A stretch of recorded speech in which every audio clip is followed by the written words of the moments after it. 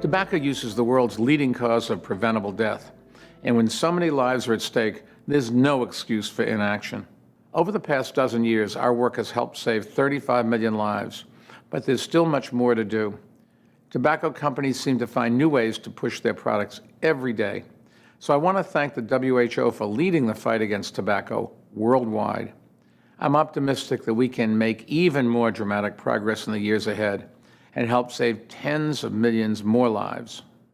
Thank you to Michael Bloomberg for kicking off part 2 of our special World No Tobacco Day webinar series, which focuses on tobacco control. We're joined by several health experts from around the world who will help us to understand what are the things that protect populations from the harms of tobacco use, and just as importantly, how do we deter people from picking up tobacco in the first place? For part 2 of our special webinar series, we're joined by public health experts Steve Hamill, Dr. Jane Rahedi Ong'ang'o, and Dr. Hebe Gouda.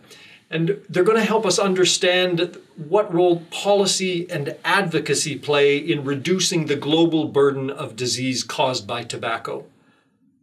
So for our first question, Steve Hamill, if everyone knows that tobacco is so harmful to our health, why is there still so much work to do?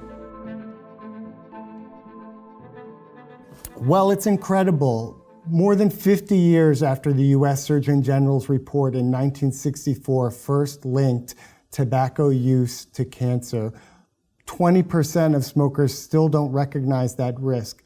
And when you look at the other risks connected with long-term tobacco use, there's even less knowledge. So awareness really isn't enough.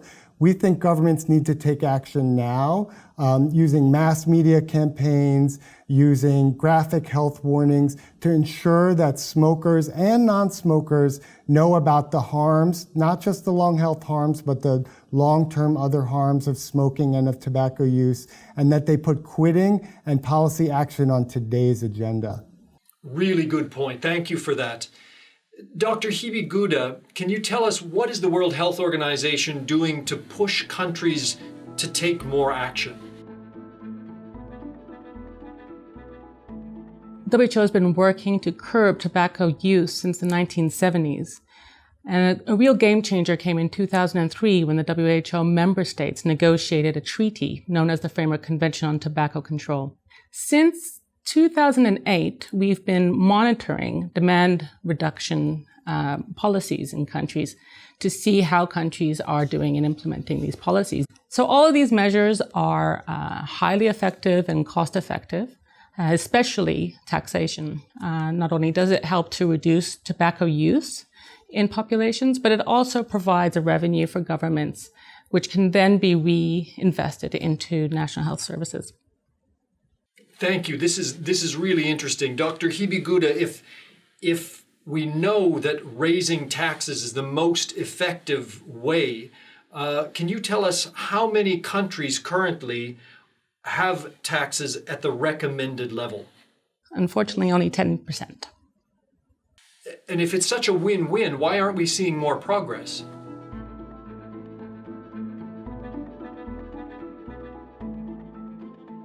Well, we're battling a very powerful, a very organized industry. And it's not only well-resourced, it's also very resourceful.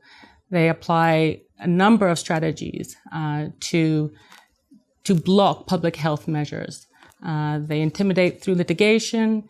They have taken countries to court to block tobacco control implementation, in fact.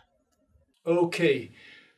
While the tobacco lobby may be strong, Dr. Ong'ang'o, what recommendations would you make to governments to effectively protect people's health from the effects of secondhand smoke?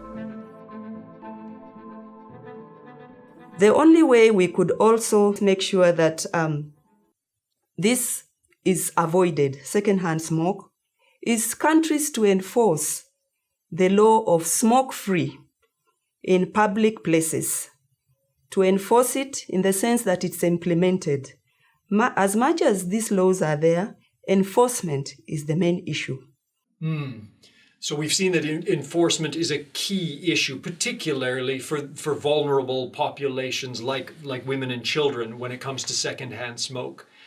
Steve Hamill, in light of these challenges and in your work with Vital Strategies, what role have you seen women play in advocating for change to local laws and policies? Thanks. Well, I'm happy to report that we're seeing women step into critical leadership roles, both globally and in a number of countries. And we've been privileged to support a number of women leaders in this area. And this includes both public health professionals, advocates, and victims.